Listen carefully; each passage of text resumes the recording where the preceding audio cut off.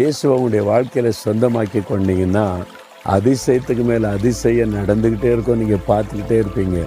ஒவ்வொரு நாளும் நீங்கள் அதிசயங்களை பார்க்க முடியும். ஏன்னா இயேசு அற்புதமானவர், அதிசயமானவர். அவர் உங்களுடைய வாழ்க்கையில் ஏற்றுக்கொண்டு இருக்கிறீங்களா? உங்கள் கூட அவரை வச்சிருக்கிறீங்களா? உங்கள் கூட அவர் இருக்கிறாரா? சோதித்து பாருங்க. இல்லைன்னா, ஆண்டவரே நீர் அதிசயமான தேவன், எனக்கு வேணும், என் கூட நீங்கள் இருக்கணும், என் வாழ்க்கையில் நீங்கள் இருந்தால் என்னை அதிசயமாக நடத்திடுவீங்க, என் தேவையை சந்திப்பீங்க, சுகமாக்குவீங்க, எனக்காக வழிகளை திறப்பீங்க, எனக்காக அதிசயமான காரியம் செய்து என் குறைவை நிறைவாக்குவீங்க, நான் விசுவாசிக்கிறேன்.